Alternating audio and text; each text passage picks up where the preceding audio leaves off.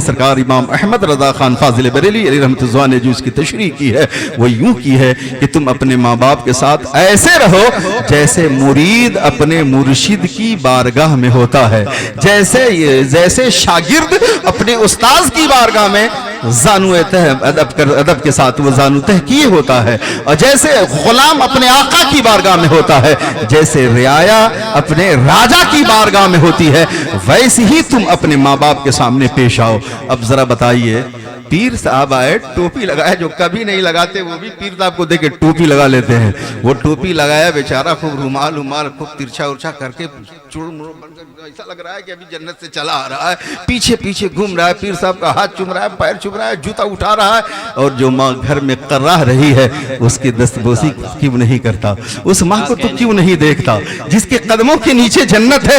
جس باپ نے تیرے لیے پوری زندگی سعودیہ کے نخلستانوں میں اونٹ کی چراگاہی میں کاٹ دی، کہیں کھجور توڑ رہا ہے تو کہیں اونٹ کی چرواہی کر رہا ہے، کہیں بکریاں چرا رہا ہے، بکریوں کی ریوڑ میں انسان نے اپنی زندگی کاٹ دی ہے کہ ہماری جنریشن اچھی ہو جائے، ہمارے آنے والی نسلوں کے لیے اچھے حالات پیدا ہو جائیں، ان کے لیے مکانات ہو جائیں۔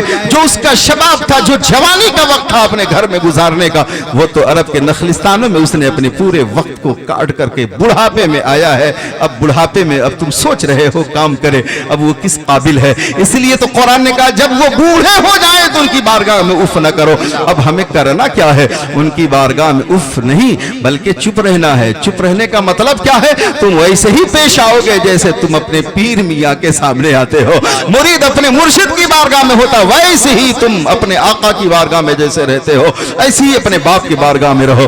اب ذرا بتاؤ، اگر کوئی بیٹا اپنی ماں کی بارگاہ میں ایسے رہنے لگے، اپنے باپ کے سامنے ایسے رہنے لگے، تو کیا ان کی سینگیں نکلی ہیں جو تمہیں ماریں گی؟ وہ کہیں گی وہ اللہ اکبر، اے میرے پروردگار، میرا بیٹا غریب ہی صحیح، اے میرے پروردگار میرے اس لال کو سکون عطا فرما دے، اے اللہ اسے چین عطا فرما دے، اے اللہ اسے خوشحالی عطا فرما دے۔ یاد رکھو کہ تم سوکھی روٹی بھی پانی میں ڈوبو کر کھا کر کے بڑے مسرور رہو گے، اور تم نے اپنے ماں باپ کو اگر ایزا دی ہے، اگر نوٹوں کے گدے دو چار بنوا لو گھر میں، تو تمہارے لیے ببول کے کانٹوں کے سوا اور کچھ بھی نہیں ہے۔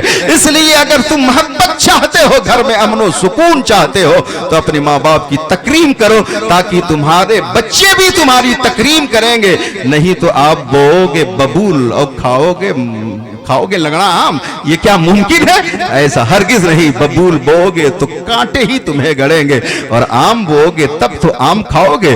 اسلام کے شہزادوں، آؤ ذرا دیکھو، ایک انسان تھا جو اپنی بیوی سے بہت زیادہ محبت کرتا تھا۔ اس نے دیکھا جب گھر میں گیا تو میڈم کا منہ پھلا ہوا ہے۔ اس نے پوچھا کیا بات ہے بیگم، آج تو آپ کا منہ بڑا پھلا ہوا ہے؟ کہا کہ تمہارے باپ سے میں عاجز ہو گئی ہوں، کبھی پانی مانگتا ہے، کبھی پان مانگتا ہے، کبھی حقہ مانگتا ہے تو کبھی بیڑی مانگتا ہے تو کبھی چائے مانگتا ہے۔ لگتا ہے تم نے مجھے نوکرانی بنا کر کے گھر میں لایا ہے، اس لیے میں عاجز